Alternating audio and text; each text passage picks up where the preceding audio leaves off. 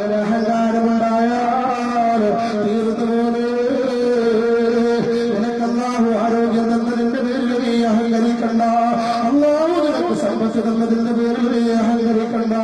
അല്ലാഹു നിനക്ക് കൊട്ടാരം തന്നതിന്റെ പേരിൽ നീ അഹങ്കരിക്കണ്ട. അല്ലാഹു നിനക്ക് സന്തോഷമായ മക്കളെ തന്നതിന്റെ പേരിൽ നീ അഹങ്കരിക്കണ്ട.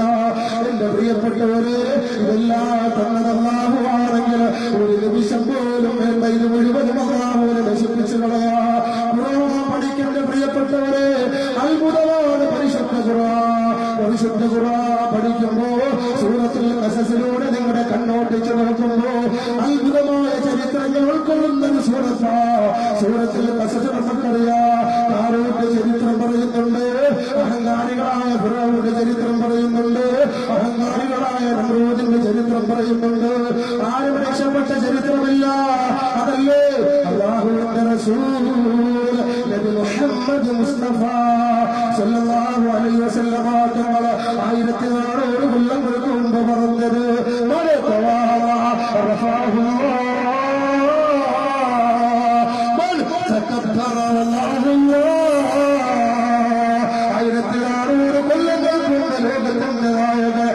മുഹമ്മദ് മുസ്തഫ സല്ലല്ലാഹു അലൈഹി വസല്ലമ തങ്ങൾ പറഞ്ഞു തരുകയാണ്, ആരെങ്കിലും എതിരെ കാണിച്ചു പോയാൽ അവനെ അല്ലാഹു ഉയർത്തുന്നതാണ്. ആരെങ്കിലും വിനയം കാണിച്ചാൽ അല്ലാഹു അവനെ ഉയർത്തുന്നതാണ്.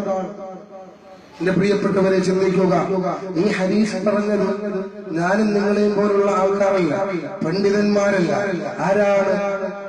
ആരാണ് പറഞ്ഞത്? ലോകൈക നബി മുഹമ്മദ് മുസ്തഫ. വമാ യന്തിഖു അനിൽ ഹവാ ഇൻ ഹുവ ഇല്ലാ വഹീ.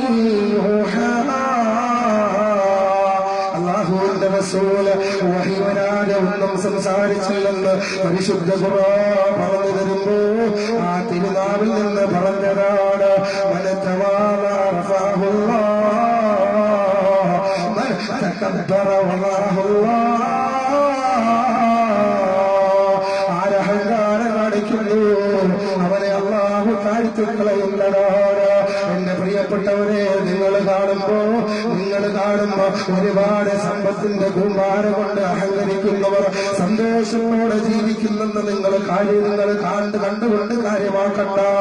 ആ മനുഷ്യര്, അല്ലാഹു അഹങ്കരിക്കുന്ന മനുഷ്യര് ഈ ലോകത്തിൽ നിന്ന് അല്ലാഹുവിന്റെ അടുക്കലേക്ക് വിളിക്കുമ്പോ ഒരുപാട് നിസ്സാരതയോടെ അല്ലാതെ പറഞ്ഞു വരൂല.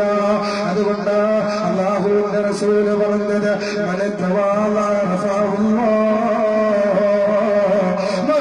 തകബ്ബറ വദറഹുല്ലാഹ്.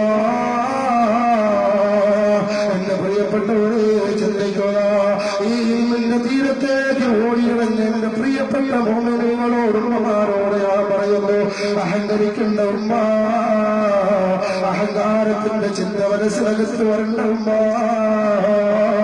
കാരണം എന്തെന്നറിയോ? എപ്പോഴാ നമ്മുടെ മുമ്പിലേക്ക് സയ്യിദുനാ അർവാഹ് മലക്ക് അസ്റായീൽ അലൈഹിസ്സലാത്തു വസ്സലാം കടന്നു വരുന്നതെന്നറിയില്ലല്ലോ. എപ്പോഴാ നീ അഹങ്കാരം നിന്റെ ഹൃദയത്തിനകത്തുണ്ടെങ്കിൽ സുബ്ഹാനല്ലാഹ്